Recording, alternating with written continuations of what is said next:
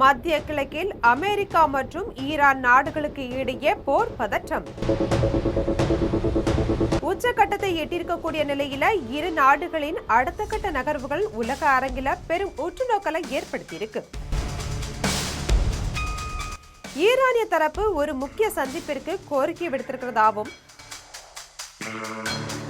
அதன்படி கத்தார் நாட்டின் தலைநகரான தோஹாவில் செவ்வாய்க்கிழமை இருதரப்பு சந்திப்பு நடைபெற திட்டமிட்டிருக்கிறதாவும் அமெரிக்க அதிபர் டொனால்ட் ட்ரம்ப் அதிரடியா அறிவிச்சிருக்காங்க.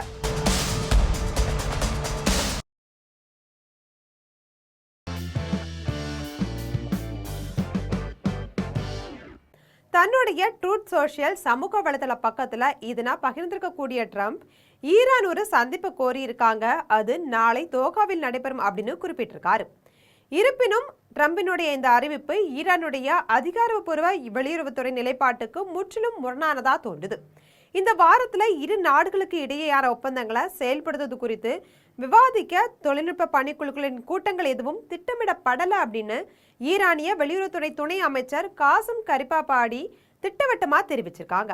அமெரிக்காவினுடைய தொடர் ராணுவ நடவடிக்கைகளுக்கு எதிர்ப்பு தெரிவிக்கும் வகையில வாஷிங்டன் தன் தாக்குதல்களை நிறுத்தவில்லை என்றால் பேச்சுவார்த்தைகளை முற்றிலுமா முடக்கிடுவோம் அப்படின்னு டெஹ்ரான் ஏற்கனவே எச்சரித்திருந்த சூழல்ல இந்த முரண்பாடு எழுந்திருக்கு. இந்த மோதலினுடைய பின்னணியில உலக வர்த்தகத்தின் முக்கிய நீர்வழி பாதையான ஹார்முஸ் ஜலசந்தி மீதான கட்டுப்பாட்டு பிரச்சனையே முதன்மையா இருக்கு. அமெரிக்காவுடன் மேற்கொள்ளப்பட்ட புரிந்துணர்வு ஒப்பந்தத்தின்படி இந்த ஜலசந்தி தங்களுடைய முழு அதிகார வரம்பிற்குள் வருவதா ஈரான் உரிமை கோரி வந்தது. ஆனா ஈரானின் மேற்பார்வை இல்லாம இந்த நீர்வழி பாதையை திறக்க எடுக்கப்பட்ட முயற்சிகளுக்கு பதிலடியா அங்க கடந்து சென்ற வர்த்தக கப்பல்கள் மீது ஈரான் தாக்குதல் நடத்தியது.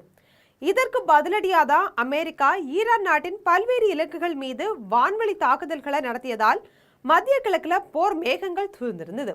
இத்தகைய இக்கட்டான சூழ்நிலையிலும் பதற்றம் மேலும் அதிகரிப்பதை தடுப்பதற்கான ரகசிய தகவல் தொடர்பு வழிகள் தொடர்ந்து செயல்பட்டு வருவதா சர்வதேச ஊடகங்கள் தெரிவிக்கிறாங்க. முடக்கப்பட்ட பல பில்லியன் டாலர் மதிப்பிலான ஈரானிய சொத்துக்களை விடுவிப்பது மற்றும் ஹார்முஸ் ஜலசந்தியின் எதிர்கால மேலாண்மை போன்ற இடைக்கால ஒப்பந்தத்தின் முக்கிய அம்சங்களை விவாதிக்க தொழில்நுட்ப குழுக்கள் தயாராகி வராங்க.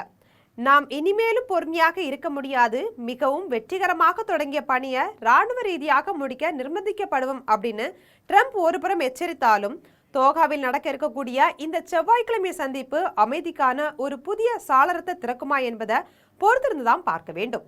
இதுபோன்ற உலக செய்திகளை உடனுக்குடன் தெரிந்து கொள்ள ஜெம் தொலைக்காட்சியுடன் எப்போதும் இணைப்பில் இருங்கள்.